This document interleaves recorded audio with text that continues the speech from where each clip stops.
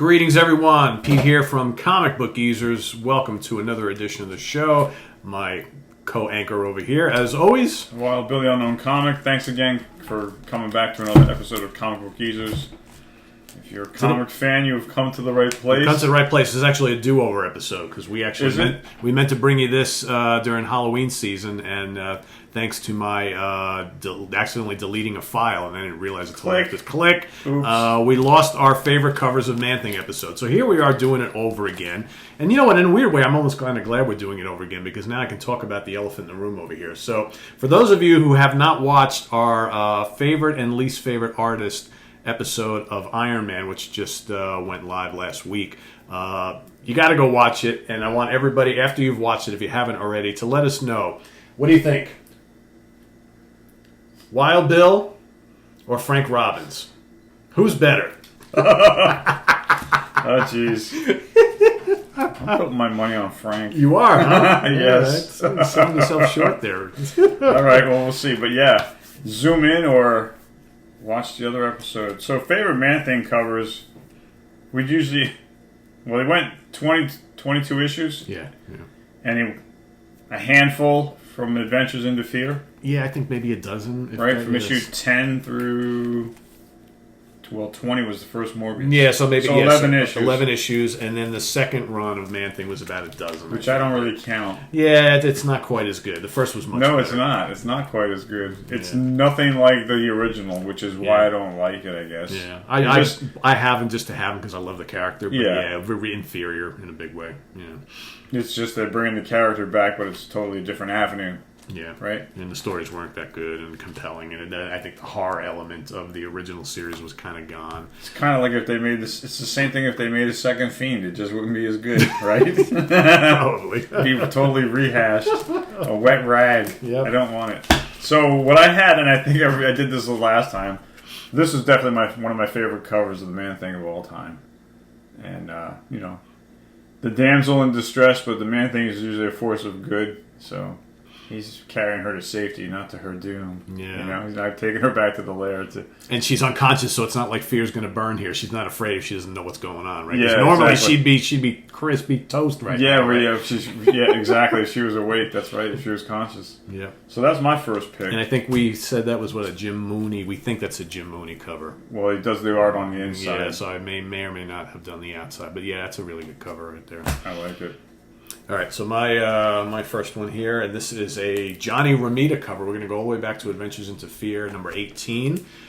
I don't know about you guys, but I think Jazzy JR did a really good job on it. He did a couple covers of the Man-Thing, and I thought he did a good job. I would have loved to have seen him do some interiors on that. I only had a couple in my collection when I was a teenager starting off, and this was one of them. Yeah. And also, this one here. Issue number 2, Man-Thing. Yep. The Man-Thing versus Bikers. This is great. This is kind of like came out during those Billy Jack movies, you know? Yes, yeah. So we're pretty sure that is a Romita-Gil Kane collaboration on that cover. If anybody knows, definitively let us know, but we're pretty sure that's who worked on that one. I'm not really going to lose any sleep over that, but I always thought that was a great cover. It's well done. You know, how about some Frank Brunner Brunner number 1, the first issue? Brunner, yeah, Brunner. That's a classic shot right there. That's a classic shot, and then a great issue and a nice number 1, nice key issue there. How about Neil Adams? How about him? This is Fear Adventures into Fear number 11, the second Man-Thing. He appeared in number 10. Which I'm trying to get my hands on. I love the atmosphere of that. It's just they did a really, really good job. I think if what he was striving for was like an homage to Bernie Wrightson on that cover, job well done. Really? Yeah, it's kind of what it reminds me of. Kind of like the old Bernie Wrightson stuff on the. Neil Adams can pretty much do anything he wants. He can, yeah, he can. He can. All right, we've shown this one before. This is one of my top 2 or 3 favorite Man-Thing issues ever, and I love the cover. Night of the Laughing Dead, The Death of the Clown. The sad clown. The sad clown. I mean, this whole story is so ahead of its time. It's so really disturbing and just bleak. But man, for a comic book in the 70s, I mean, this is not for kids here. And just an amazing story, an amazing cover. So well drawn by the wonderful Mike. Is that Brooke. a clown in distress? Clown in distress. Yeah, he may be past distress at this point, but not a damsel in distress. No, not a damsel in distress. But I know Mike Plug, man, wonderful job there. You just showed this a minute ago. Yep. So I'm going to show it again. Right, Adventures in the Fear number 18. Yep. Great cover. How about some more Plug? Oh, Man-Thing fighting kind of strange creatures and stuff, right? So dudes with weird masks or hybrid whatever, just very, very cool. Here's where again moving a little bit away from the horror, a little bit more towards the fantasy thing, but killer, love it. Love Mike Plug. I'm going to second the Mike Plug notion and go with Man-Thing fighting a tree. That's right, tree creature. Evil trees. And look at the woman. I mean, she looks like she is scared shitless, right? I mean, I like how her hair's going back like a fraidy cat. Mike Plug, we love you. We love you. That's awesome. A great cover, yeah. This was number 9, right? Yep. Man-Thing number 9. We've said it before, we'll say it again. Mike Plug worked on a handful of series for Marvel, and he touched each one of them in such a way that when he left the series and started working on other stuff and they brought in someone else, it was never the same. Where'd he go? What happened? What's up? It's like, what happened? Who just went? I guess, well, you just showed that one? I didn't, but we can both show it. There you go. There we go. Number 8. Here's with the voodoo action here, right? And it gives me Frankenstein flashbacks when the monster's coming off the table. Absolutely. Like experiment gone wild. Frankenstein versus the Wolfman, right? Get back! Get back! Get back, you Man-Thing. All right, Bill already showed this one. We picked a lot of the same ones here. Yeah, we did. And rightfully so, because Mike Plug, again, the man. I don't think we're going to match up on the next one. No, we're not. I went with Mike Plug once again. In fact, I think this is the last one he worked on. Oh, yeah? So this is... I'm into my honorable mentions now. This is number... Yeah, so we both are here. So another great, menacing-looking cover there. The Man-Thing kind of protecting the tube, and then they got the bad guys here. Very, very. My last 2 have been honorable mentions. Here's the third one. Gil Kane. Number 17. Number 17. I needed this one for a long time. I finally got it like 2 years ago. I completed my Man-Thing run. Speaking of Gil Kane, the more honorable mentions here. I always liked. This is one of my favorite Gil Kane covers. Love this. All right. When?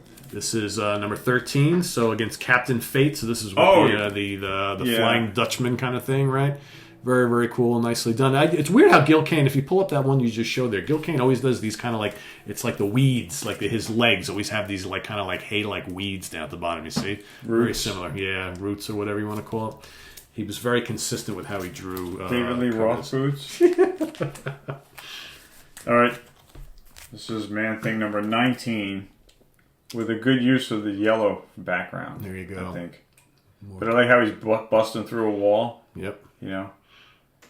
Kind of, this is where we're getting away from being in the swamp. Yeah, he was finding his way into society. You're in an urban environment here. And maybe that's where this series started to draw the line and things begin to fall. Yeah. For the Man-Thing. Nice Gil Kane cover on that. It is. All right, I'm going to go back to Plug for giant size. Get out your giant size Man-Thing, everybody. Or put it back, whatever. Here we go, fighting the Glob. This is, again, another one of my top 3 favorite Mike Plug covers ever. Man-Thing versus the Glob. The Glob. Doesn't get much better than that. Glob of spit? No, it's a glob of mud. I mean, how about when these 2 guys were in control were under the control of the controller and fought the Hulk? Yes. That's another really great cover there. And we both... You sure it's the controller or was it the stranger? No, it was the controller. Okay, just want to make sure. Or no, the collector. I'm sorry, not the controller. Okay, I just had to call you on it. Yeah, well, I was wrong. Yep. Number 4. So our last honorable was both the same? Yeah, this is my last one. And another amazing Frank Brunner cover. Yes. Nice detail in the Man-Thing's face and Big the time. Snout. I think that's the only time we really saw him. Snuffleupagus kind of nose going on. It's actually a root. It's supposed to be a root, I guess, right? But yeah, it looks like a snout. Yeah. Look at the detail on that. I don't think we really ever had a close-up of Man-Thing like we did on this cover here. And it's also this issue here is also notable because it's got a cool Howard the Duck story against Gorko the Man Frog. Gorko. Yeah, Howard. I like the burning candle in the hand. Yeah, very, very He's cool. waiting for the pain, but there's no fear. Yep. Oh, well. So ironically, I almost picked it, but I did not pick the issue of my shirt here. which was Man-Thing #1, the second series. Oh. Probably the best cover out of the second series, Okay. I think. But I was like, you know what? And how far did the second series go? I think it went a dozen, or 9, 10, or 11, or 12, something like that. Really? I forget. I was just looking at them before at the house. But you left them. I left all of them. I didn't bring any of them. Yeah, I mean, Bill brought up a good point before. I think that this series, even in the first run, started to go a little off the rails when they took him out of the swamp, and all of a sudden he's showing up in cities and all that kind of stuff all the time. I liked them better when he was over here. Yeah, I mean that's where he belongs, and but whatever. Marvel, like every other publisher, learned their lesson on a lot of stuff, and unfortunately, the Man-Thing comic kind of suffered because they took him out of his element. And you could leave him in the swamp and have different total stories every villains week, every week, Twilight right? Zone. Yeah, and if you want, you bring some of the other heroes into the swamp. But I don't know, having Man-Thing running amok in the city and all that kind of stuff. I don't know. It didn't really Not work. good. No, it didn't work for me. It was muck that never stuck. I know. I'm surprised you didn't pick the issue. I actually had it and put it back because I had too many. The issue, I think it's the... Oh, man. It's the one where he's fighting the Thing, Spider-Man, Shang-Chi. Oh, yeah, that's like number 20. Yeah, something like that. I had that one. Yeah, I went past it. I saw it. It's a good cover. Yeah, I tried to stay within 10 this time and keep it under control. Yeah, I put it back because I had I'm going to go off a little on deep end upcoming episodes. Like favorite Moon Knight covers. I'm being forewarned there. Okay, cool. All right. All right, guys. I'm Wild Bill saying thanks for being here. And if you like this video, please click the like button and hit the notification bell, and you'll get notified next time we have new content. And we thank you for your comments and your support and your subscriptions, and keep them coming. We'll keep the comic videos coming. We'll see you soon. That's right. And I am Pete. Thanks for watching. Make sure you vote. Frank Robbins or Wild Bill? Who's the better artist? We'll see you later. All right, guys. Take care. Bye-bye. Bye-bye.